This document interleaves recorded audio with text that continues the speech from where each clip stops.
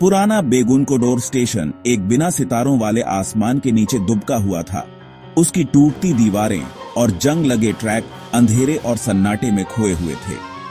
यहाँ की हवा में एक अजीब सी ठंडक थी, मानो समय भी यहाँ थम गया हो।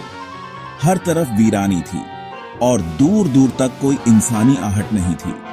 स्टेशन की घड़ी की टिक टिक भी जैसे डर के मारे रुक गई थी।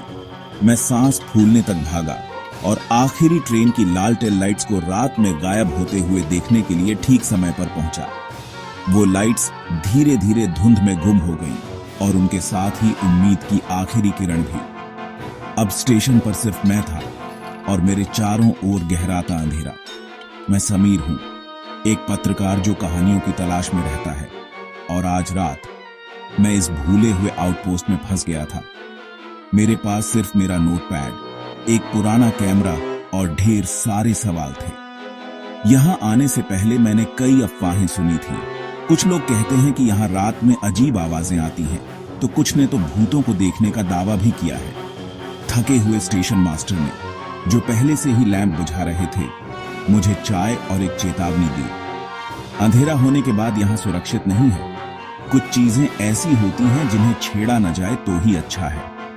उनकी आंखों में डर साफ झलक रहा था, मानो वो खुद भी इन कहानियों पर यकीन करते हों। चाय की प्याली उनके हाथ में कांप रही थी और उनकी आवाज में एक अजीब सी गंभीरता थी।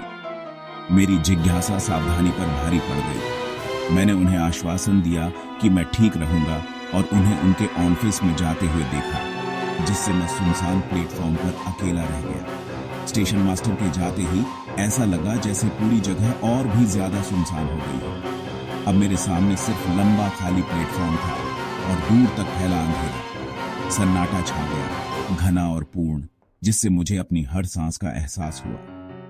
हवा में एक अजीब सी सरसराहट थी और हर छोटी सी आवाज भी डरावनी लग रही थी। मैं सोचने लगा, क्या वाकई यहाँ कुछ है या ये सब सिर्फ कहानियां हैं? लेकिन उस रात बेगुनकोडोर स्टेशन पर हर चीज असली लग रही थी, डर भी और रहस्य भी। मैं एक ठंडी बेंच पर बैठ गया। पत्थरों की ठंडक मेरी शॉल से रिस रही थी। चारों ओर सन्नाटा पसरा था। सिर्फ मेरी सांसों की आवाज और दूर कहीं किसी जानवर की हल्की सी आहट सुनाई दे रही थी। स्टेशन की घड़ी की टिक टिक भी जैसे समय को और भारी बना रही थी। उस सुनसान माहौल में हर छोटी सी आवाज भी डरावनी लग रही थी। बादलों से चांद निकला, जिससे अजीबोगरीब परछाइयां बनी जो जानी पहचानी चीजों को डरावना बना रही थीं। चांदनी में प्लेटफॉर्म की पुरानी दीवारें और टूटी हुई बेंचें किसी भूतिया कहानी का हिस्सा लग रही थीं। हर परछाई जैसे किसी छुपे हुए रहस्य की ओर इशारा कर रही थी और मैं खुद को बार बार आश्वस्त कर रहा था कि ये सब मेरी कल्पना है। मैंने पढ़ने की कोशिश की, लेकिन सन्नाटा भारी था, अनकही कहानियों के बोझ से भरा हुआ। किताब के शब्द भी जैसे डर के साए में छुप गए थे। हर पन्ना पलटते हुए मुझे लगता था कि कोई मेरी हरकतों को देख रहा है, जैसे स्टेशन की दीवारों में भी आंखें उग आई हों। गांव की कहानियां मेरे दिमाग में गूंज रही थीं। एक सफेद कपड़े वाली महिला की जो इस प्लेटफॉर्म पर आती थी, और स्थानीय लोग जो सूरज ढलने के बाद बेगुनकोडोर से बचते थे।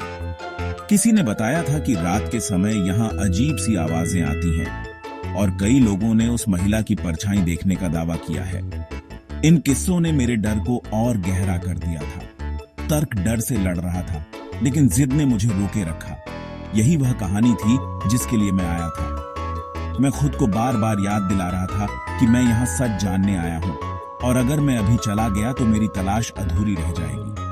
डर के बावजूद मैं डटा रहा। मैंने रुकने का फैसला किया, खुद को यह समझाते हुए कि परछाइयों में मेरी अपनी कल्पना के अलावा कुछ नहीं था। लेकिन उस रात हर पल एक परीक्षा थी, डर, जिज्ञासा और साहस के बीच झूलता हुआ। मैं जानता था कि सुबह होते ही यह रात मेरी यादों में हमेशा के लिए बस जाएगी। एक हल्की फुसफुसाहट, जैसे रेशम पत्थर पर रगड़ रहा हो, रात में तैरती हुई आई। मैंने आवाज लगाई, लेकिन केवल मेरी अपनी आवाज वापस गूंजी। आवाज वापस आई और करीब वेटिंग रूम के पास एक महिला की दुख भरी फुसफुसाहट। एक मीठी चमेली की खुशबू हवा में भर गई जैसे जैसे मैं परछाइयों के करीब गया, वह और तेज होती गई। हर इंस्टिंक्ट चीख रहा था कि पीछे हट जाओ, लेकिन जिज्ञासा मुझे आगे खींच रही थी। प्लेटफॉर्म चार्ज महसूस हो रहा था, जैसे मैंने किसी निजी दुख में दखल दिया हो। मैंने अंधेरे में झांका, दिल जोर से धड़क रहा था। यकीन था कि मैं अकेला नहीं था। खाली प्लेटफॉर्म मुझे देख रहा था, इंतजार कर रहा था। प्लेटफॉर्म के किनारे पर कुछ हिलता हुआ दिखा। एक सफेद साड़ी में एक महिला चांदनी में हल्की चमक रही थी। वह चल नहीं रही थी, बल्कि फिसल रही थी। उसका चेहरा लंबे बालों से ढका हुआ था। चमेली की खुशबू बहुत तेज थी। उसकी उपस्थिति मंत्रमुग्ध करने वाली और डरावनी थी। गांव की कहानियों की एक जीवित गूंज, एक धीमी, दुख भरी गूंज हवा में गूंजी, जिससे मैं डर गया। वह ट्रैक पर रुकी और धीरे से मुड़ी। उसका चेहरा दुख का एक मुखौटा था। आंखें खाली शून्य थीं, जो रोशनी को अंदर खींच रही थी। उसका मुंह एक खामोश चीख में खुला, जो मेरी आत्मा को चीर गई। मैं जम गया था, नजरें हटा नहीं पा रहा था। खामोश चीख ने मेरी पैरालिसिस तोड़ दी। मैं लड़खड़ाया, गिरा, और जब मैंने ऊपर देखा तो वह गायब हो चुकी थी।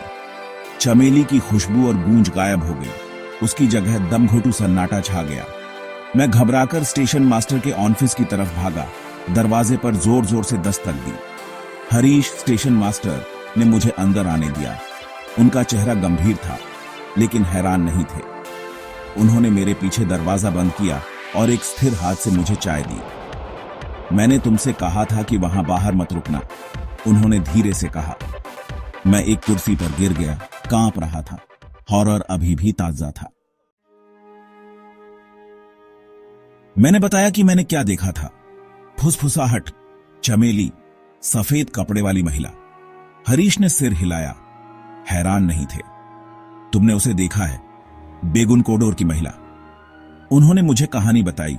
अंजलि, एक गांव की लड़की, यहां सफेद साड़ी और चमेली में अपने फॉरबिडन प्रेमी का इंतजार कर रही थी। वह कभी नहीं आया। हार्ट ब्रोकन होकर उसने खुद को एक ट्रेन के सामने फेंक दिया। तब से उसकी आत्मा स्टेशन पर भटकती रहती है, हमेशा इंतजार करती है, हमेशा दुख मनाती है। जैसे जैसे उन्होंने बात की, ऑफिस ठंडा होता गया। लैंप टिमटिमा रहा था। वह यहां फंस गई है, हरीश ने खत्म किया। अपने आखिरी पलों को फिर से जी रही है। उसकी त्रासदी का बोझ हवा में भारी था। हरीश की कहानी ने उस दुख को समझाया जो मैंने महसूस किया था। वह भूत अंजलि थी, जिसे हमेशा के लिए हार्ट ब्रेक का सामना करना पड़ा था। अंदर भी उसकी उपस्थिति महसूस हो रही थी। हवा तेज चल रही थी और दरवाजे पर हल्की खरोंच की आवाजें आ रही थीं। हरीश ने प्रार्थनाएं बुदबुदाईं। उनके हाथ मेज पर कसकर पकड़े हुए थे। वह कोई नुकसान नहीं पहुंचाना चाहती, उन्होंने फुसफुसाया। वह बस खो गई है। उस बेचैन आत्मा के लिए करुणा उनकी आंखों में चमक रही थी। हम तनावपूर्ण सन्नाटे में बैठे रहे। लैंप की लौ टिमटिमा रही थी। जैसे जैसे रात लंबी होती गई, हम रोशनी के एक सिकुड़ते घेरे में कैदी थे। सुबह का इंतजार कर रहे थे। सुबह की पहली रोशनी ने राहत दी। रात के हॉरर अंधेरे के साथ फीके पड़ गए। हरीश ने सांस छोड़ी। वह चली गई। वह दिन की रोशनी बर्दाश्त नहीं कर सकती। पहली ट्रेन जल्द ही आ जाएगी। मैंने हरीश को धन्यवाद दिया और जाने की तैयारी की। बेंच से अपना सैचल उठाते हुए मुझे उसके बगल में एक मुरझाया हुआ चमेली का फूल मिला। उसकी खुशबू बनी रही। सफेद कपड़े वाली महिला का एक संदेश। मैंने फूल छोड़ दिया। दिल जोर से धड़क रहा था और प्लेटफॉर्म के किनारे पर जल्दी से भागा। दिन की रोशनी में स्टेशन केवल पुराना लग रहा था, हॉन्टेड नहीं, लेकिन रात की याद एक परछाई की तरह मुझसे चिपकी रही। सुबह की ट्रेन धीरे धीरे स्टेशन पर आकर रुकी। उसके इंजन की आवाज और डिब्बों की खड़खड़ाहट उस सुनसान सुबह में एक वेलकम हलचल ले आई। प्लेटफॉर्म पर हल्की धुंध थी और स्टेशन की वीरानी में ट्रेन की रोशनी एक उम्मीद की तरह चमक रही थी। मैं थकान से भरा हुआ डिब्बे में चढ़ गया और खिड़की से बाहर देखा। बेगुन कोडोर स्टेशन धीरे धीरे पीछे छूटा जा रहा था। हर गुजरते पल के साथ स्टेशन की यादें और वहां की रहस्यमयी रात मेरे मन में गहराती जा रही थी। हरीश ने प्लेटफॉर्म पर खड़े होकर एक थकी हुई विदाई दी। उसकी आंखों में रात की बेचैनी अब भी झलक रही थी। स्टेशन पर फैली सुबह की धूप सब कुछ शांत और लगभग सपनों जैसा बना रही थी, मानो रात की घटनाएं कभी घटी ही न हो। मैंने खुद को समझाने की कोशिश की कि रात की डरावनी बातें बस एक नाइटमेयर थीं, एक थका हुआ दिमाग का खेल। लेकिन जैसे जैसे ट्रेन आगे बढ़ती गई, महिला की छवि और उसकी उदास आंखें मेरे ज़हन में बार बार लौट आती। मैं जितना भूलना चाहता उतना ही वह चेहरा मेरे सामने उभर आता। अचानक मैंने देखा कि मेरे सामने वाली सीट पर एक सफेद साड़ी में लिपटी महिला बैठी थी। उसका चेहरा गहरे दुख से भरा था और उसकी आंखों में एक अजीब सी लॉन्गिंग थी, जैसे वह किसी का इंतजार कर रही हो या किसी से बिछड़ने का दर्द उसके भीतर छुपा हो। वह हल्की सी मुस्कुराई।